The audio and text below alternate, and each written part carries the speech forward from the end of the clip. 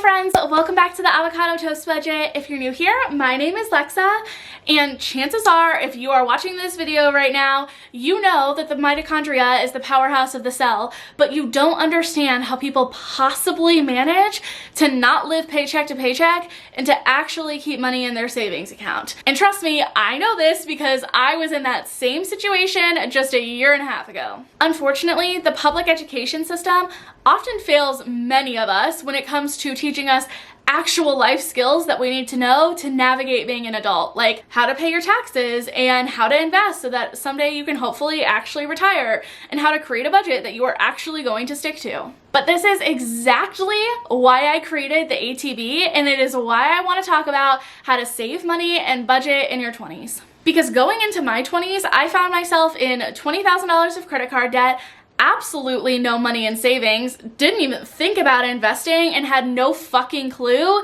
how to be an adult. And it was after I found some personal finance creators online that I really vibed with that my whole world completely shifted. Fast forward to a year and a half later, I have paid off $20,000 of credit card debt, saved up over $15,000. I now run my own very successful business, and I am set to retire comfortably. Now, to be perfectly honest with you, I still don't know much about how to be an adult, but we'll worry about that sometime maybe in our 40s or our 50s. First off, let's just address the myth right now that budgets are supposed to be something that is boring and restrictive. I hate the fact that most of us, if we received any personal finance education at all, it consisted of us sitting down in front of a TV for hours on end, watching Dave Ramsey rant about how all debt is bad, credit scores don't matter, and you need to do whatever you can to be gazelle intense, sprint toward debt freedom, scoff at credit card users, and only eat beans and rice until you are insanely wealthy. No, the way you get out of debt, baby, is you gotta run!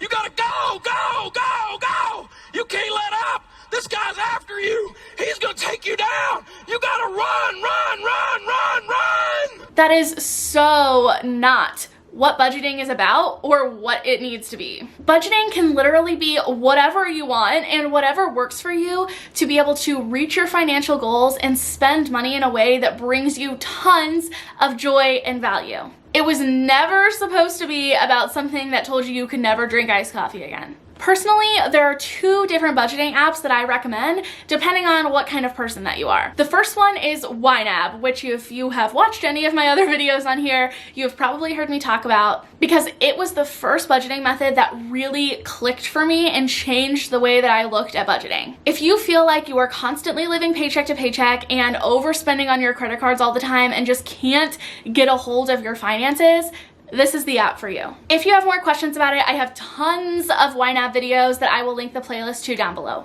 If you want a more hands-off approach, but you still want to be able to make sure that all of your bills are paid and you reach your savings goals and you don't overdraft your account, Digit is an amazing app. Now, the Digit app right now, I have talked about on here and I really love, and it focuses mainly on making sure that you are saving money to reach your savings goals. And it does this automatically and intuitively by analyzing your spending to see how much is safe for you to save. However, Digit has partnered with MetaBank to release a new app called Direct. I have been testing it out. It is still in the beta stages, but they do have a wait list to sign up to get notified the second that it comes out.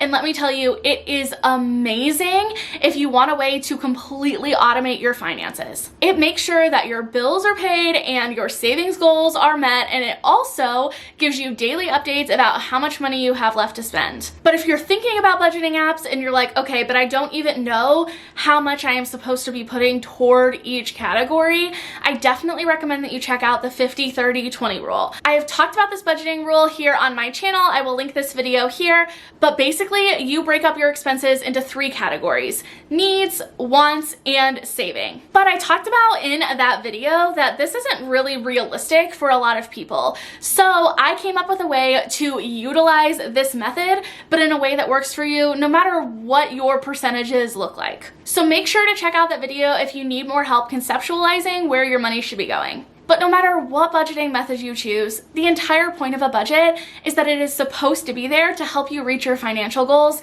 not to make sure that you are never spending money on anything fun ever again. Speaking of financial goals, set some. You cannot feel financially confident if you don't know what your financial goals are in the first place. So sit down with yourself, cats, mom, partner, whoever it is, and talk about your personal goals and how your financial goals can fit into that. I highly recommend that you break them down into short, medium, and long-term goals. Once you have all of your goals laid out, pick one from each of those categories to focus on in your budget. And if you are someone who struggles with setting and actually achieving goals, I am a huge fan of the SMART goals method. SMART goals stand for specific, measurable, attainable, realistic, and time-bound. And following these 5 guidelines will help you to create a goal that you can actually reach. So now that you have some goals and you have a budgeting method that works for you, how do you start saving money? So now that you've set some goals and you have decided on a budgeting method that you're going to try, how do you start saving some money? The first thing that is really important to understand is that there are going to have to be some compromises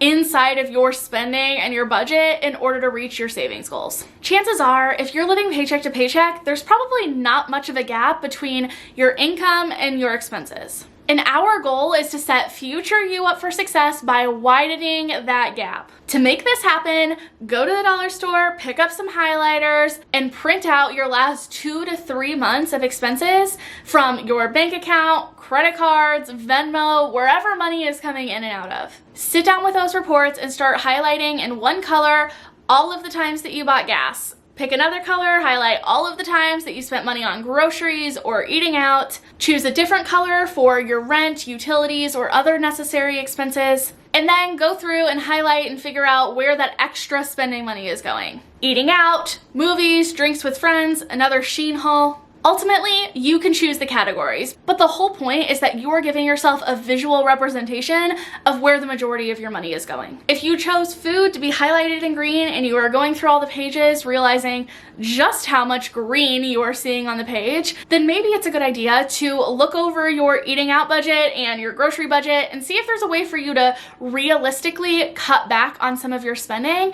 That way you can use that money toward your savings goals. If you highlighted all of your necessary expenses like rent, car insurance, utilities in pink, and that's 99% of the page, then maybe it's a good idea to look into if you have the time and energy to start a side hustle or another part-time job to try to increase your income to help you widen that gap. The whole point is for you to be able to start deciding where you can realistically cut back on some of your spending in some of those places that you don't care about as much. That way you can fund the things that you do care about. And once all of that is said and done, don't forget about the most important savings goal that you can have, which is saving for retirement. Look, I know that's like 30, 40 years down the road for a lot of us, and you can't even fathom getting to next paycheck, nonetheless, decades from now, but I promise you, future you will thank you if you start now. Your 20s is the perfect time to start investing because, believe it or not, a lot of times when it comes to building wealth, your biggest asset is actually time and not the amount of money that you can put toward your investments. I highly recommend that you look into setting up a Roth IRA and start making automatic contributions toward that account, even if it's $10, $20, $50 a month. Future you will thank you. And if you have no idea where to get started when it comes to investing, don't worry.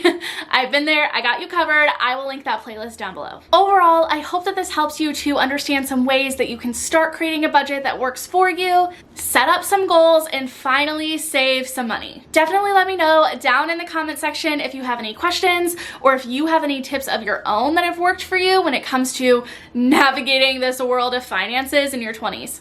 I really hope that you enjoyed. If you learned something cool, please remember to give this video a big thumbs up. It really helps out the YouTube algorithm, helps boost this video to the top. That way more people can find this content. And I will see you all next time. Bye.